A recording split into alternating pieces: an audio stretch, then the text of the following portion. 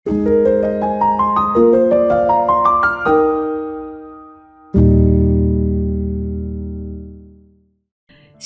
Bapak Ibu Saudara, apa kabarnya?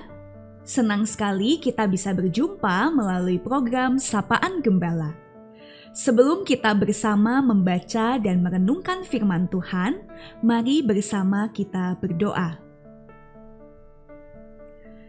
Ya Allah, kami rindu untuk disapa melalui kebenaran firman-Mu, yang tidak hanya sekedar memberitahukan, tetapi kami percaya berkuasa untuk mengubahkan hidup kami.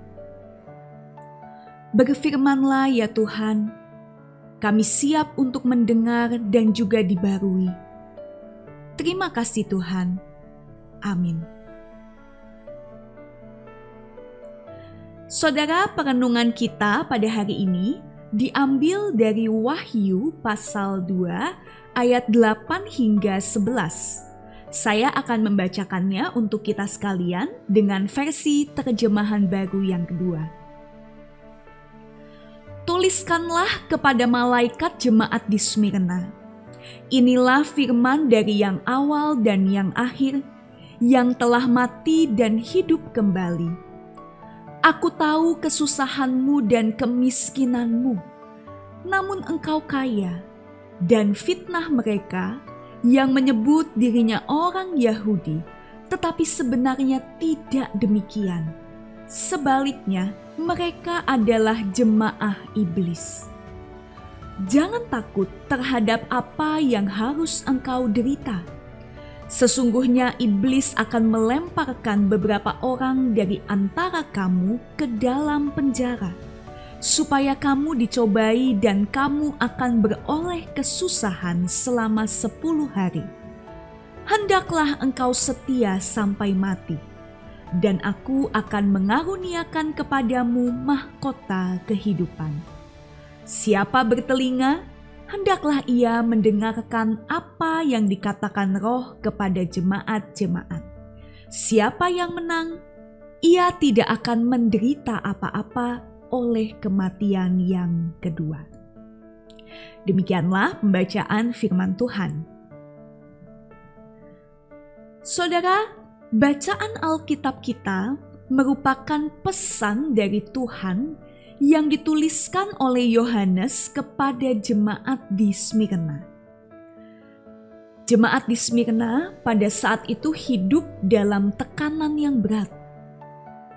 Mereka adalah kelompok minoritas di antara masyarakat yang menyembah dewa-dewa dan bahkan menyembah kaisar yang berkuasa kala itu sebagai Allah.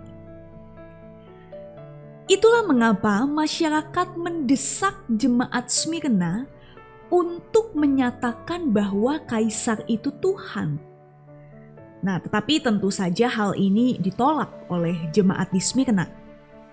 Sebab mereka hanya percaya dan menyembah Allah yang juga kita sembah. Nah, karena keteguhan iman ini, jemaat Smyrna mengalami kesulitan. Mereka dikucilkan, baik secara sosial maupun ekonomi. Mereka dianiaya, bahkan rumah mereka dihanguskan oleh api. Nah, dengan demikian, surat ini ditulis kepada jemaat di Smyrna untuk menguatkan iman mereka yang sedang berhadapan dengan kondisi yang berat.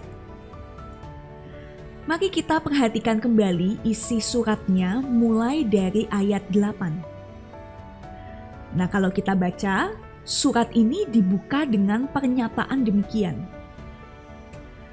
Inilah firman dari yang awal dan yang akhir, yang telah mati dan hidup kembali. Saudara, Yesus memperkenalkan diri sebagai yang awal dan yang akhir, di mana hal ini menegaskan bahwa kehadiran Yesus tidak terbatas oleh ruang dan waktu. Dia ada di masa lalu, masa kini, dan juga masa depan. Nah, lalu Yesus juga menyebut dirinya sebagai yang telah mati dan hidup kembali. di mana Yesus hendak menyampaikan bahwa dia juga pernah menghadapi penderitaan.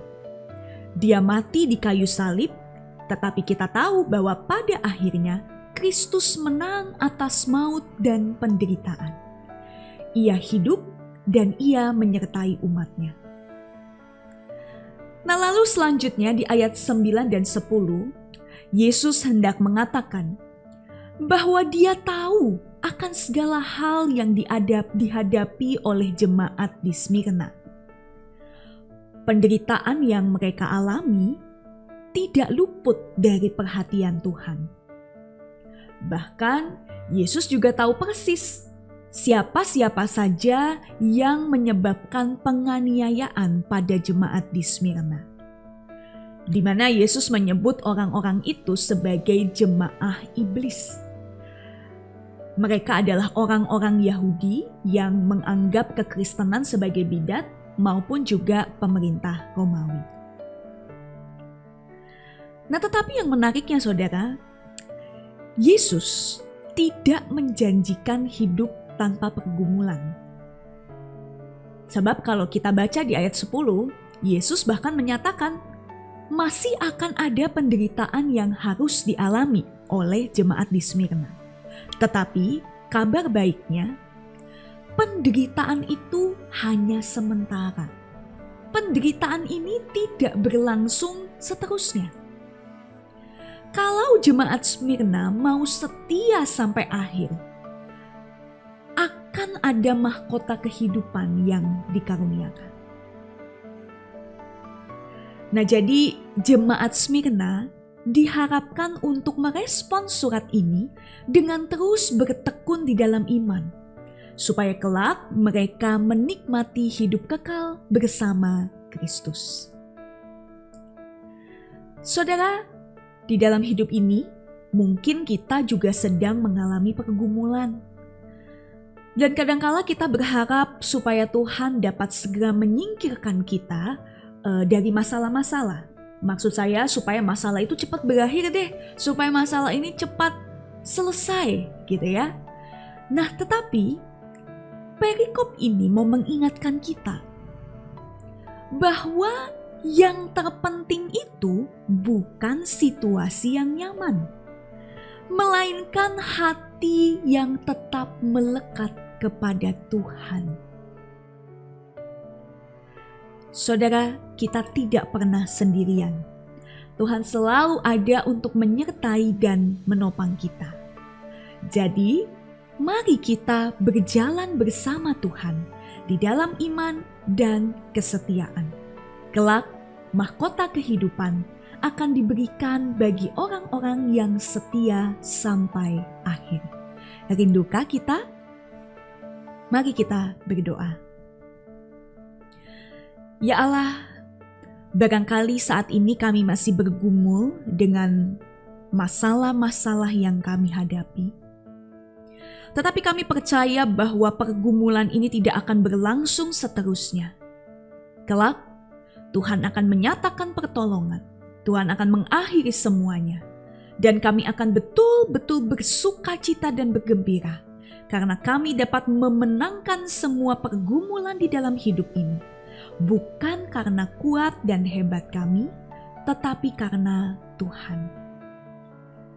Terima kasih Tuhan. Dalam nama Tuhan Yesus kami berdoa. Amin.